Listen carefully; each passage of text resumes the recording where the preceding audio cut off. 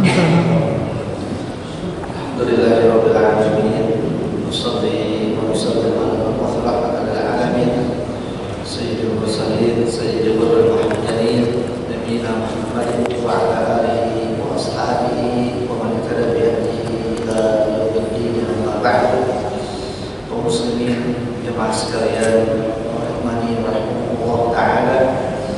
Kita bersyukur kepada Allah Jalla wa ala atas segala limpahan nikmat dan karunia-Nya untuk kita semua, sehingga pada malam hari yang baik ini kita dipertemukan kepada Allah Subhanahu wa taala untuk kita mengkaji bersama, membahas bersama mudarasah harus Al-Quran serta tafsirnya yang kita angkat dari kitab Tafsir Al-Quran Al-Azim atau yang dikenal dengan Tafsir Ibnu Katsir.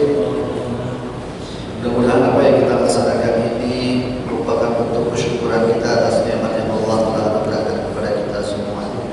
Salawat dan salam semoga dilimpah curahkan kepada junjungan kita Nabi besar Nabi Muhammad sallallahu alaihi wasallam, juga untuk keluarga beliau, untuk para sahabatnya dan kaum muslimin yang senantiasa menjadikan ajarannya sebagai tuntunan di kehidupan dunia ini untuk menggapai kebahagiaan baik di dunia maupun di akhirat kelak. Insyaallah taala, para jemaah sekalian, akan kita lanjutkan pelajaran kita dengan surat Al-Ma'un insyaallah taala, di mana pertemuan yang lalu kita sudah menyelesaikan dalam dua pertemuan tafsir daripada surat Al-Kautsar.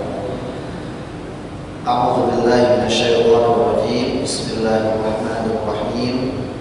Ara'aital ladzi yukadzibu bid-din fadzalikal ladzi yad'u al-yatim wa la yahuddu 'ala ta'amil miskin fawailul lil musallin alladzina hum 'an salatihim sahun alladzina hum yura'un wa yamna'un al-ma'un. Kata Allah Subhanahu wa taala, kalau kita baca terjemahannya, tahukah kamu orang yang mendustakan agama?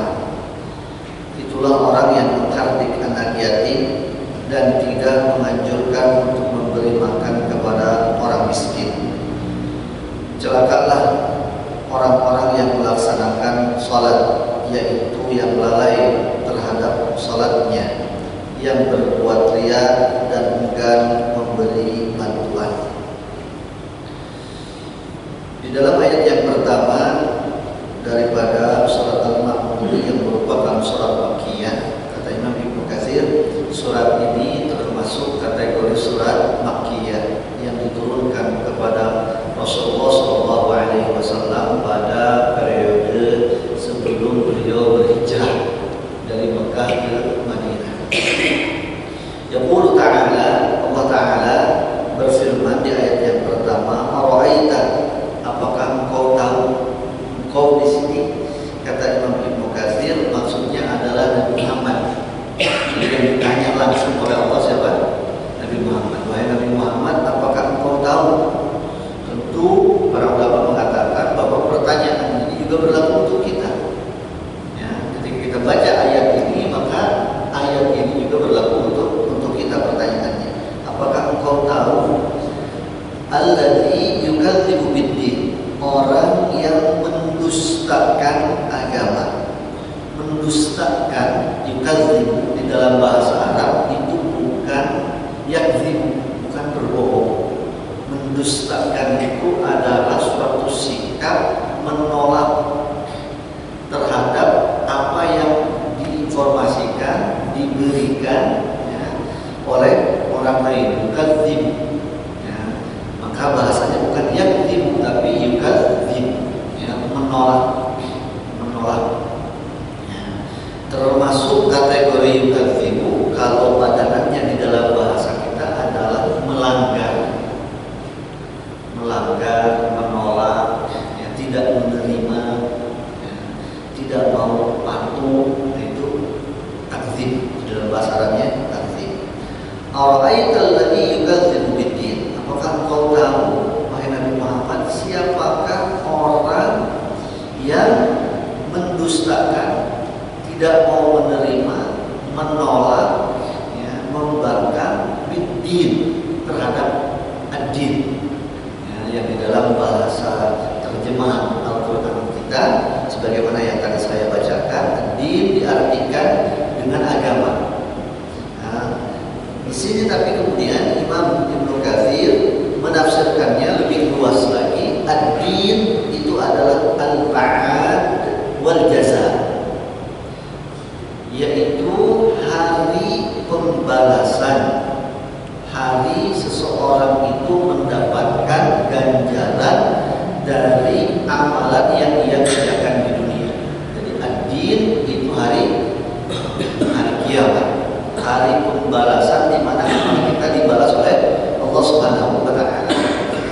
Dan ini ada juga disebutkan oleh Allah kata ad-din, ya, di dalam Al-Qur'an yang bermakna sama dengan ayat ini, yaitu yang surat yang biasa kita baca sholat, di dalam sholat, surat Al-Fatihah.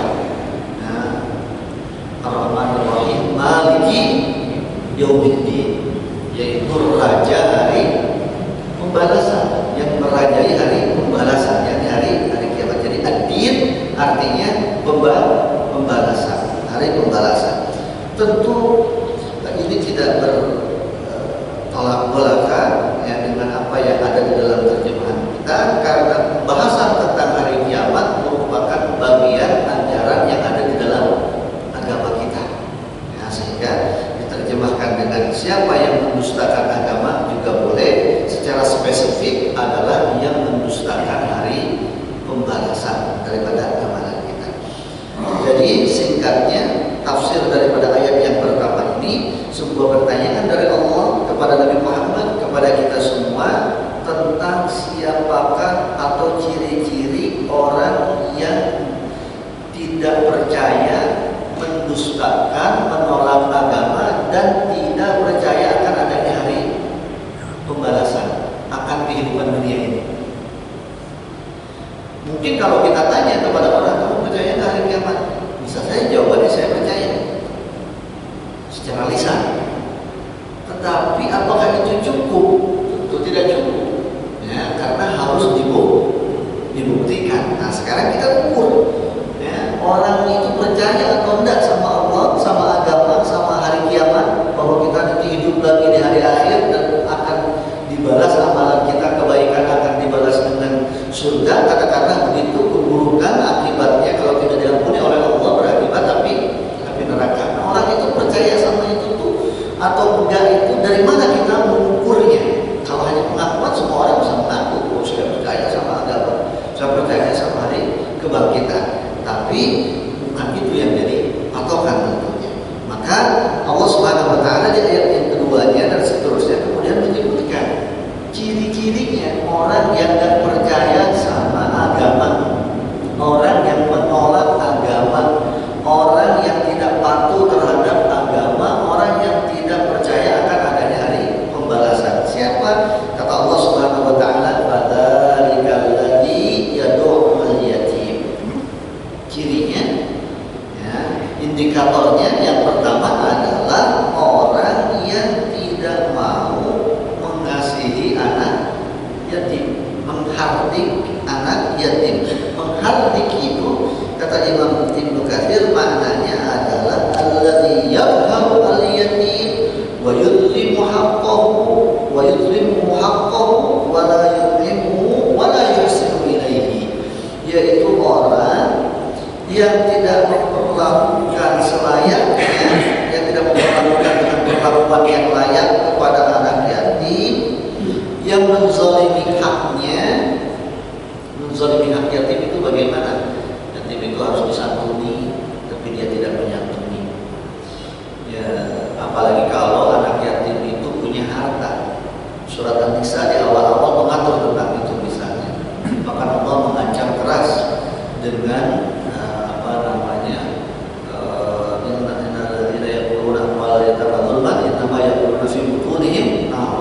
bahwa di ayat itu 10-nya Allah surat An-Nisa, Allah katakan bahwa orang yang memakan harta anak yatim secara zalim, maka sama dengan apa yang dia makan itu adalah api neraka. Dia memakan api neraka. Nah, ini peringatan keras bagi orang yang memelihara anak yatim.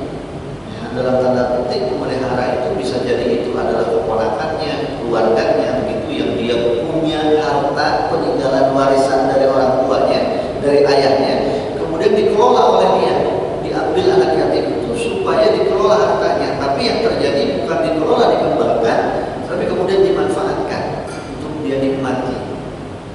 Nah, ini bahaya. Allah sekali lagi tegaskan di awal-awal surat An-Nisa, Allah bahas tegas tentang hal ini. Itu termasuk menzalimi anak yatim. Juga termasuk dalam kategori menzalimi anak yatim adalah di sini la yut'imu wa la yuhsinu ilaihi. Kita tidak memberi makan. Kalau contoh yang tadi itu, anak yatimnya ditinggali harta, kemudian hartanya diputar oleh yang mengasuhnya, walinya, supaya tidak habis, ya, supaya hartanya berkembang. Apalagi kalau itu sifatnya uang, kan kena inflasi lama-lama habis, nilainya menyusut, semakin menyusut. Nah, apalagi kalau banyak, setiap tahun harus dikeluarkan zakatnya.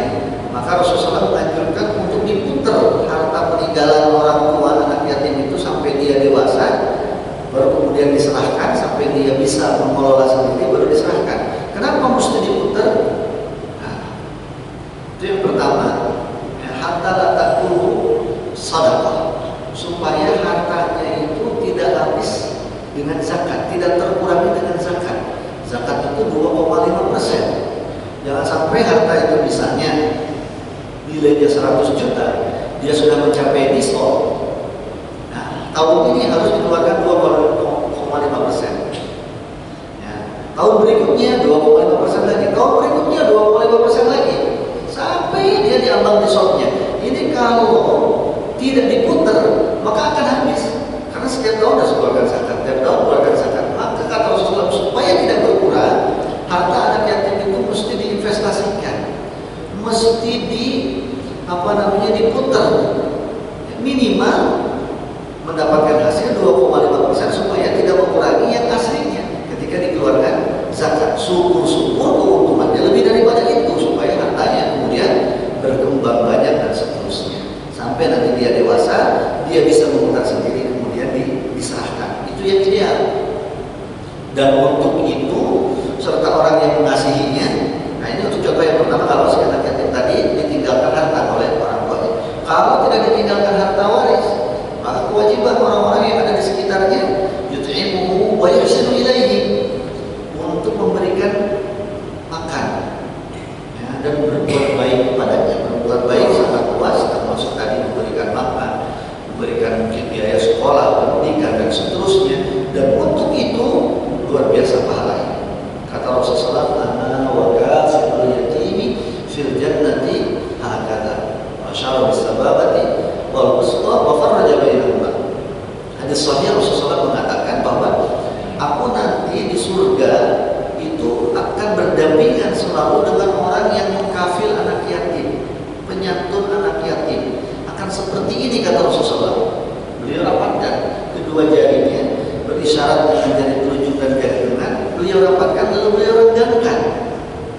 Artinya bahwa sejauh-jauhnya jari telunjuk dengan jari tengah, tetap tidak ada jari yang lain di antara keduanya. Dan sejauh-jauhnya juga ada segini. Maka itulah kemuliaan yang akan didapatkan, keutamaan yang akan didapatkan orang-orang yang memelihara anak yatim. Luar biasa. Tapi jangan sampai kecelek. Tadi kecelek itu apa ya? Bahasa Indonesia. Jawa sih dalam Jawa. Bahasa Jawa itu kecelek. Jangan sampai kenapa? Iya, kejebak. Nah, kejebak. Keenakan kita ngurus anak yatim. Misalnya kalau seperti kami di pesantren, itu anak yatim. Biasanya banyak orang donasi. Nah, jangan sampai, ya, belum banyak nih. Ya, habis itu kita belikan yang lain, yang bukan kebutuhan dia, yang bukan untuk kemanfaatan dia. Nah itu, ya, karena ini nanti hubungannya kita sama Allah.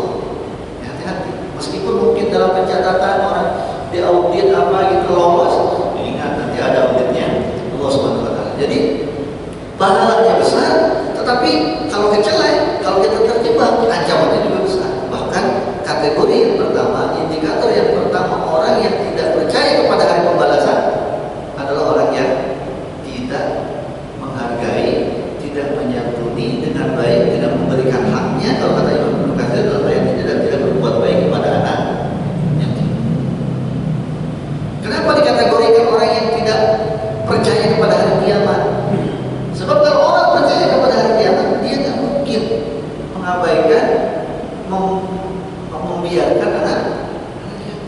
dia akan memperlakukan dengan baik kepada anak yatim.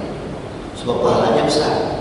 Dan dia tidak akan tidak akan terjebak. Kenapa? Karena ancamannya dahsyat.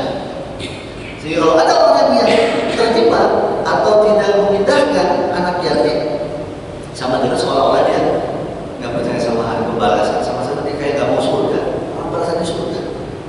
Kalau dia sudah mengurus kemudian terjebak di situ, harusnya harta anak yatim itu dipelihara, diuruskan supaya nanti berkembang, ya malah dia pakai, dia manfaatkan sendiri. Oh, berarti sama dengan orang itu nggak takut neraka. Nah, kayak gitu. Makanya diindikasikan orang yang seperti itu sama dengan orang yang nggak percaya adanya hari kiamat, hari pembalasan. Itu ayat yang kedua. Kemudian di ayat yang ketiga kata Ibnu Katsir, ya, Allah Taala berfirman, "Fawailun lil musalli wa la yaqtu." Ayat yang ketiga, "Wa la yaqtu 'ala ta'amil miskin." Dan indikasi yang kedua, orang yang tidak percaya kepada hari pembalasan, orang yang mendustakan akan adanya surga dan neraka, orang yang tidak percaya agama, itu adalah orang yang tidak mau berbagi atau menganjurkan untuk berbagi makanan kepada orang miskin, kepada orang miskin.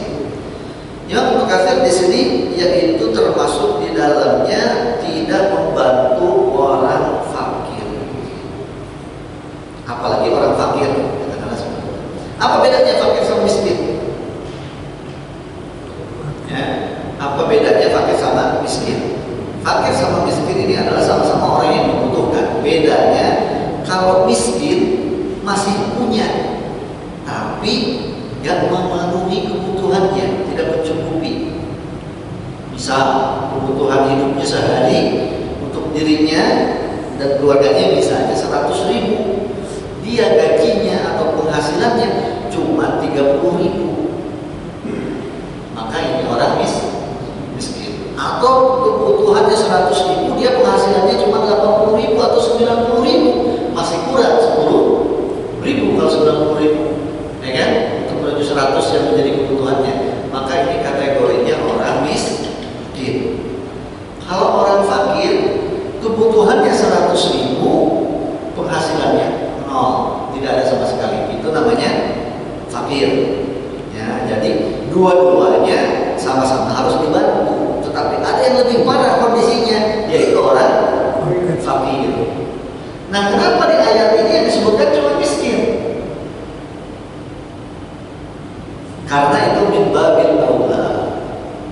Orang miskin aja yang sudah punya penghasilan tapi masih kurang harus dibantu, apalagi yang nggak punya sama sekali, maka dia lebih berhak untuk dibantu. Nah, makanya disebutkannya di sini cuma yang miskinnya saja, karena yang itu sudah otomatis ikut, karena sudah lebih membutuhkan. Wala yaqtu ala ta'amil miskin. Jadi indikator yang kedua, orang yang tidak percaya hari pembalasan, orang yang mendustakan agama itu adalah orang yang tidak berbagi, ya, kepada orang miskin, ya, apalagi kepada orang fakir. Kemudian di ayat yang keempat, fawailun lil musallin. Nah, ini menarik sekali, ya. Ayat yang keempat Allah Ta'ala mengatakan, celakalah bagi orang yang sholat. Ingat, jadi Allah yang disebutkan oleh Allah di ayat ini ngeri ini. Fawailun lil musallin, celakalah bagi orang yang sholat, bukan orang yang tidak sholat. Artinya orang yang sholat aja masih celaka, apalagi yang tidak sholat. Ini sama kayak tadi, orang yang miskin aja harus dibantu, apalagi orang fakir. Nah, kalau orang sholat aja celaka, apalagi orang yang nggak sholat. Nah, siapa orang yang sholat tapi kok masih celaka? Nah, kata Imam Ibnu Katsir di sini, Imam Ibnu Abbas, ada seorang sahabat yang ahli tafsir, bapak tafsir, radhiyallahu ta'ala anhu, beliau menafsirkan bahwa yang dimaksud dengan al-musallin dalam ayat ini yaitu orang-orang munafik. Orang-orang bagaimana kok disebut orang munafik? Yaitu orang yang kalau banyak orang dia sholat, kalau nggak ada orang nggak sholat. Atau orang yang kadang-kadang sholat, kadang-kadang nggak sholat. Sholatnya belang bentong, kalau kata orang Sunda, ya, belang bentong. Ya, kadang sholat kasih bolong-bolong. Kalau kata bahasa Betawi apa istilahnya? Orang yang begitu tuh sholatnya bolong-bolong. Misalnya subuh sholat gitu ya, kalau zuhur wah dia lagi sibuk di tempat kerja dia nggak sholat. Asar begitu, ntar maghrib jamaah dulu, isya mungkin gitu ya, gitu. Jadi sholatnya belum 5 waktu. Dari 5 itu mungkin dia sholat 3 atau 4 ya, atau mungkin 2 atau bahkan mungkin cuma 1 kali maghrib aja gitu. Jadi apa sholatnya? Karena lagi ada di rumah, kalau nggak ke masjid ntar malu buat tetangga dan seterusnya misalnya gitu. Ya. Nah itu termasuk kategori yang ditafsirkan oleh siapa? Sahabat Ibnu Abbas radhiyallahu taala anhu. Kemudian Imam Ibnu Katsir mengatakan al-musallin yang ada di dalam ayat ini sebelum nanti menafsirkan ayat berikutnya, yaitu orang yang suka sholat. Dia suka sholat jadi 5 waktu, tapi ya, kemudian kalau datang malasnya dia tidak sholat. Dia tidak sholat. Kalau lagi semangat dia sholat, kalau lagi tidak semangat malas ya udah tidak sholat. Ya, tadi itu bilang tadi kadang-kadang gitu sholatnya. Tapi dalam setiap hari bisa jadi dia dalam 1 hari atau seminggu itu sholat, ya 5 kali sehari sholat. Tapi ada waktu di mana nggak apa-apa aja sholat, tidak sholat. Nah, ini termasuk ya, ada yang ditafsirkan oleh Ibnu Katsir di dalam ayat ini. Ya. Kemudian nanti dijelaskan lebih banyak lagi di ayat yang berikutnya, karena ayat ini ditafsirkan oleh Allah Subhanahu Wa Taala ya, di ayat berikutnya. Fawailun lil musallin, celakalah bagi orang yang sholat. Siapa orang yang sholat yang celaka itu? Kata Allah Subhanahu Wa Taala, alladzina hum an sholatihim sahun, yaitu orang yang lalai dari sholatnya. Atau seorang ulama yang bernama Atha Ibn Dinar rahimahullah ta'ala, beliau mengatakan alhamdulillah, segala puji bagi Allah yang berfirman di dalam ayat ini dengan mengatakan dalam firman-Nya an sholatihim, bukan fi sholatihim. Apa bedanya an dan fi? Menurut beliau, kalau an itu faktor eksternal, kalau fi itu faktor internal.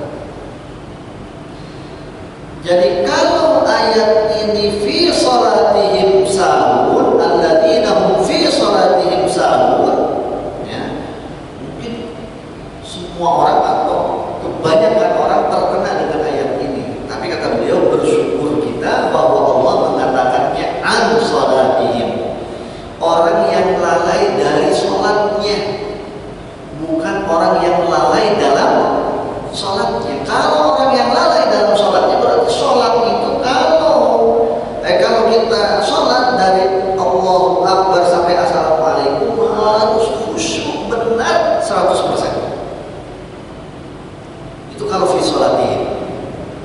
Tapi kalau an sholatihim, selama orang itu mengerjakan, walaupun mungkin di dalam sholatnya ada ngelamunnya, kan kadang-kadang kayak begitu.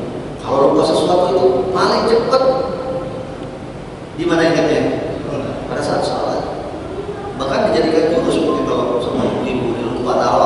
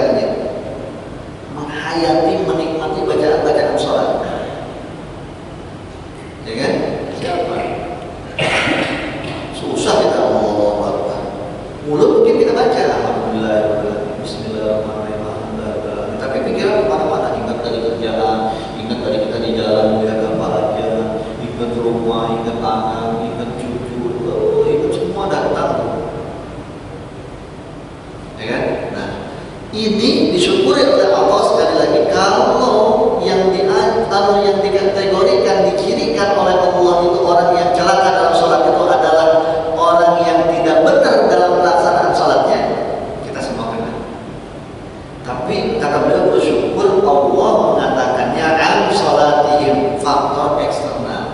Apa maknanya an salatihim? Yaitu orang yang kata beliau orang yang suka mengakhir-akhirkan sholatnya, baik selalu ataupun ada selalu setiap saat mesti dia diakhirkan, maupun kebanyakannya, keseringannya. Jadi datang waktu sholat, ntar aja kan, baru juga azan, belum qomat, ya kan, berada qomat, sepanjang waktunya subuh itu, ya sampai datangnya waktu asar. Nah subuh sampai asar itu 2 jam tenangnya, ngobrol lagi kerja, terus tau-taunya asar. Jadi dari asar juga demikian dan seterusnya. Nah, orang yang an sholatihim sahun adalah orang yang suka mentar-tarkan sholat sampai habis waktunya, sampai keluar daripada waktunya.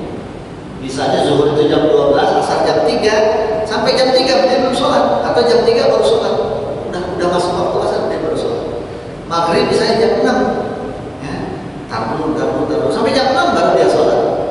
Udah habis waktunya, udah azan kemana-mana, orang udah azan maghrib. Nah itu an salatihim, kata Imam Atha Ibn Dinar. Nah sekarang waktu sholat itu yang apa namanya supaya kita tidak an salatihim itu bagaimana? Dalam mazhab Syafi'i, dalam kajian fikih mazhab Syafi'i, waktu sholat itu dibagi menjadi 3. Dibagi menjadi 3 bagian. Yang pertama adalah waktu afdhaliyah, waktu khiyar, waktu terbaik, waktu khiyar terbaik, yaitu di awal waktu. Dan itulah yang disebut oleh Rasulullah SAW ketika ditanya oleh para sahabat, ayyul amal afdhal, wahai Rasul, amalan apakah yang paling afdhal, yang paling utama? Rasul menjawab, as-salatu ala waqtiha, salat di awal waktu. Jadi azan masjid dia, kemudian salat berjamaah, itu yang afdhal, dicintai oleh Allah. Waktu yang kedua, waktu al-ikhtiyar. Orang boleh memilih sholatnya itu setelah yang tadi itu. Kalau kita umpamakan itu yang tadi itu mungkin 20 menit setelah waktu azan, katakanlah begitu, ya. Tetapi tidak ada batasan pakai menit, ya. Ulama mengatakan itu, tapi dikira-kira saja. Yang kalau kita boleh salikan atau simpulkan itu adalah orang yang mengerjakan sholatnya, jadi awal waktu dan berjamaah. Nah, yang kedua adalah orang yang mengerjakan sholat bukan di awal waktu tapi masih pada waktunya. Kapan itu? Itu tadi kalau katakanlah kita contohkan zuhur itu jam 12 misalnya gitu ya, kemudian asar itu jam 3 misal. Maka kemudian kalau tadi dia ambil 20 menit atau setengah jam, berarti dari jam setengah 1 sampai jam 3 ini masih waktu asar, waktu subuh. Nah orang boleh melaksanakan di situ, tapi dia tidak mendapatkan keutamaan yang tadi, amalan yang paling dicintai oleh Allah. Tapi kalau sholat di waktu itu dia sah.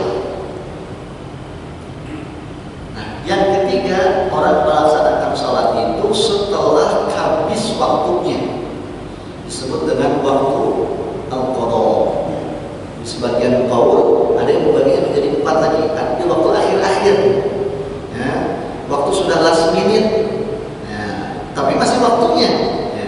Ada yang kemudian membagi 4 seperti itu, dan yang keempat adalah seperti yang ketiga tadi, yaitu waktu al-qadha. Waktu yang qadha itu kapan? Ya, udah jam 3, udah habis waktu zuhurnya, udah masuk asar, tapi dia belum sholat zuhur, dia sholat. Dia sholat. Karena sholat itu tidak boleh ditinggalkan walaupun sudah habis waktunya. Dan itulah yang masuk dalam an salatihim sahun. Menurut penafsiran yang pertama. Penafsiran yang kedua, an salatihim juga seperti yang dikhawatirkan oleh Imam Atha Ibn Dinar tadi, yaitu juga an salatihim saat sahur itu adalah mencakup segala sesuatu yang mengurangi keutamaan yang awal. Ya, kan sholat itu idealnya mesti di awal waktu, kemudian dengan khusyuk, kehadiran hati dan pikiran kita sejalan dengan apa yang kita baca, khusyuk, tadabbur, kemudian dipenuhi rukunnya, dipenuhi sunnah-sunnahnya, dan begitu. Ya, pakaiannya bagus, ini yang ideal sholat. Ya, dari sisi pakaiannya bagus. Walaupun itu bukan madrukun, ya, madrukun artinya orang pakai sholat walaupun cuma pakai pakaian yang tutup bagian auratnya saja. Kalau laki-laki kan nggak semua tubuh harus harus ditutup, bukan semua tubuh itu aurat, berbeda dengan perempuan. Nah, itu sah. Orang sholat yang penting tutup aurat misalnya itu sah, tapi nggak utama, nggak afdal. Nah, yang afdal itu bagaimana? Khudusin atakum indakum di masjid, yang pakaiannya bagus.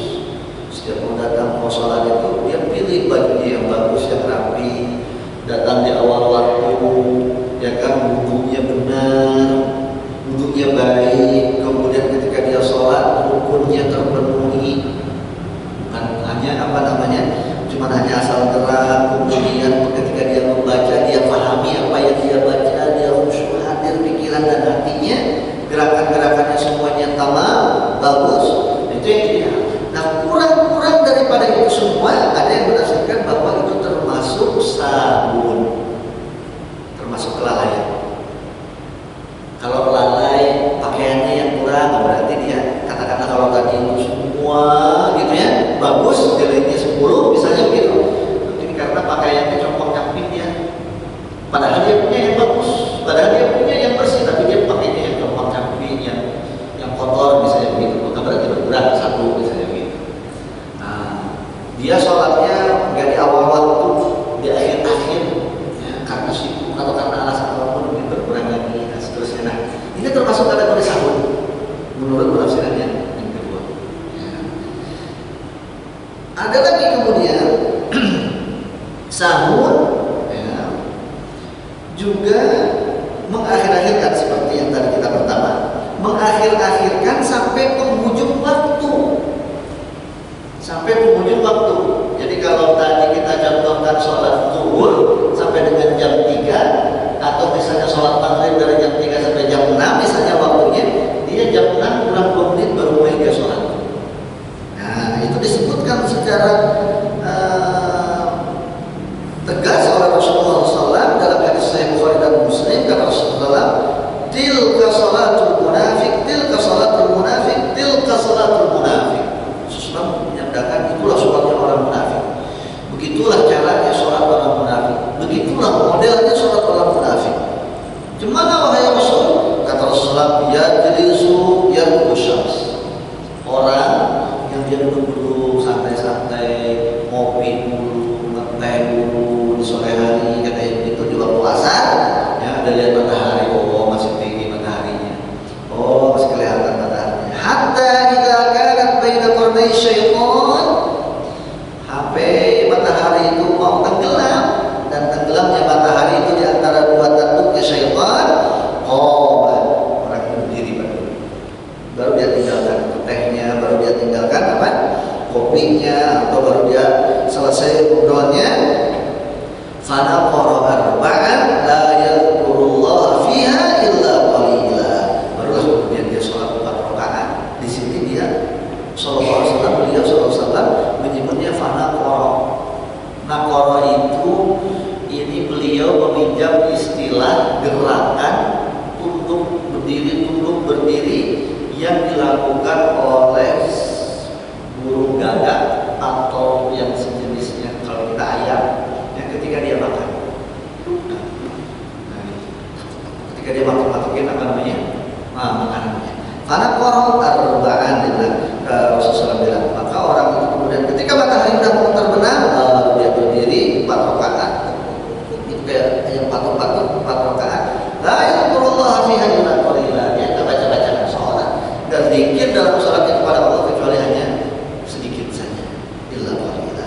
Itulah sesuai dengan apa yang disampaikan oleh Allah Subhanahu wa taala di dalam di mana Allah Ta'ala berfirman, innal munafiqina yukhadi'una Allah wa huwa khadi'uhum.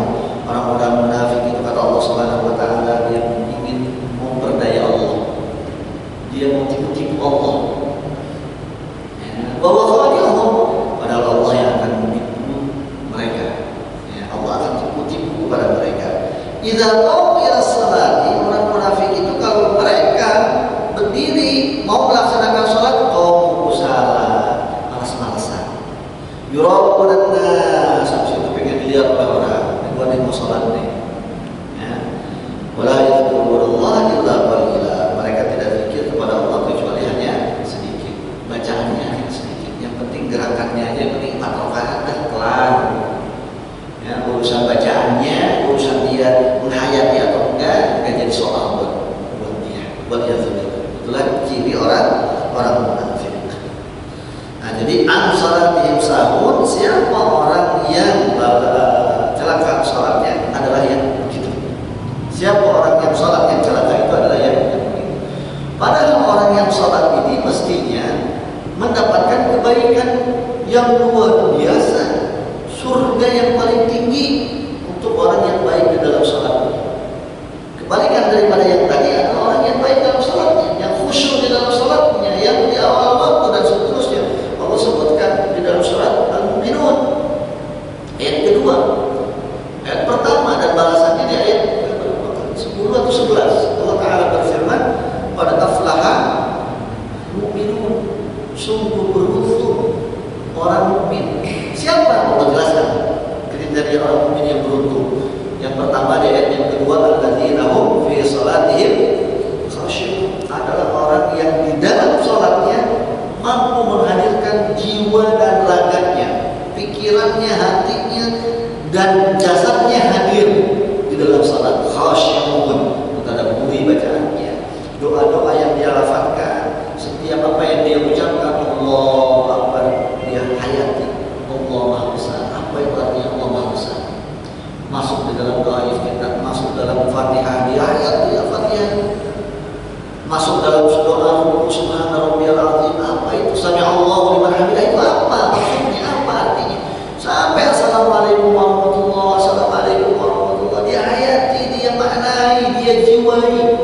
Orang yang seperti itu disampaikan oleh Allah sebagai balasan di ayat setelah Allah sebutkan lagi kriteria mukmin yang lainnya, ulaika alladzina yarithuna firdausa hum fiha khalidun. Orang yang seperti itu mereka yang akan mewarisi surga Firdaus, surga yang paling tinggi untuk orang yang sholatnya khusyuk. Orang yang tidak sholatnya khusyuk, apa tadi? Fawailun, kecelakaan.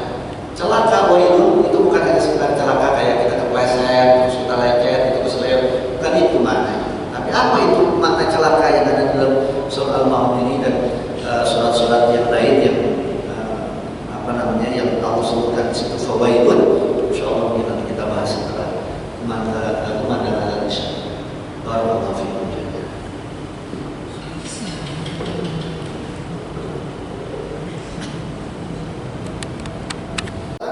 Adalah alladzina hum yura'un, yaitu orang yang suka riya, suka memperlihatkan amalannya, suka memperdengarkan amalannya, kebaikannya kepada orang lain untuk mendapatkan pujian dan sanjungan. Jadi dia beramal itu bukan karena mencari keridhaan Allah, bukan ikhlas karena Allah, tetapi karena ingin dipuji, ingin disanjung, ingin dinilai oleh selain daripada Allah Subhanahu wa taala. Maka kata Rasulullah sallallahu alaihi wasallam, Allah Ta'ala berfirman, ana aghna syuraka min syirki, wa man amila amalan asyraka fihi ghairi taraktuhu wa syirkahu.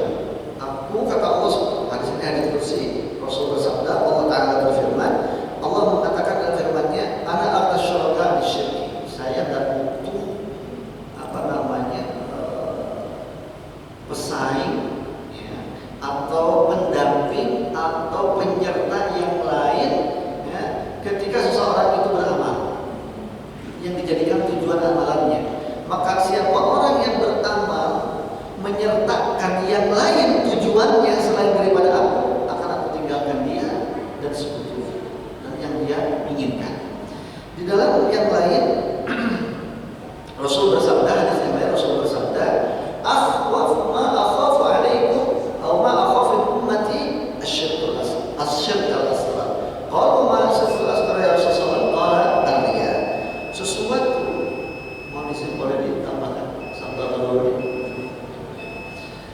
Kata Rasulullah, sesuatu yang paling aku khawatirkan menjangkit umat, yang paling aku khawatirkan di antara banyak hal yang aku khawatirkan jangan sampai umatku terjangkit ini. Yang paling mengkhawatirkan buatku, kata Rasulullah, umatku terjangkit syirik kecil. Apa itu wahai Rasul? Kata para sahabat, syirik kecil. Kalau ria, yaitu ria. Definisi daripada ria itu kita berbuat kebaikan tujuannya ingin dinilai oleh selain Allah. Itu ria. Jadi itu juga termasuk kategori orang yang mendustakan agama, orang yang seolah-olah tidak percaya akan adanya hari pembalasan.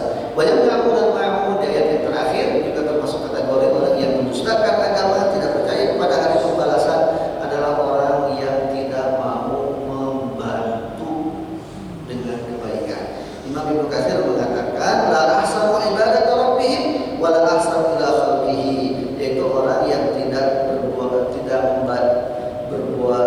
tidak beribadah dengan baik kepada Rabb-nya, kepada Allah, dan tidak berbuat baik kepada sesamanya.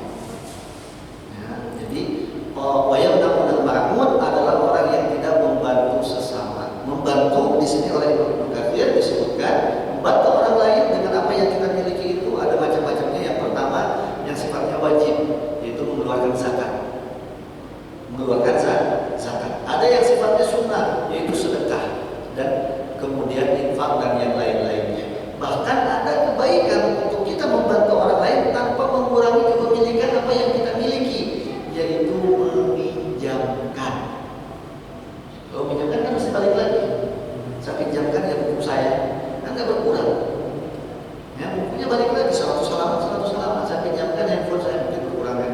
Berpakai telepon saya. Misalnya hanya untuk berfoto, gitu saya pinjamkan, misalnya begitu. Saya pinjamkan ini tempat tisu, tempatnya misalnya begitu, karena dia butuh lagi ada walimah, lagi ada kawinan begitu, dan dia butuh tempat tisu yang baik, saya pinjamkan, ya nanti dia kembalikan, tidak berkurang. Nah itu meminjamkan atau memberi manfaat saja, itu masuk kategori yang benar-benar baru. Orang yang pelit itu termasuk kategori orang yang mendustakan agama, orang yang tidak percaya hari pembalasan. Kenapa? Sebab berbagi itu pahalanya besar sekali.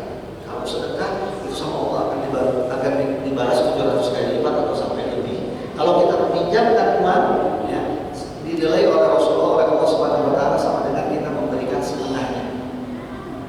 Kita minjemin orang duit 10.000, dibalikin kita 10.000-nya, sama Allah dicatat kita sudah bersedekah 5.000. Jadi kalau kita dipinjemin duit itu orang 1 juta dan balik lagi, maka di sisi Allah dicatat kita sudah bersedekah 500.000, padahal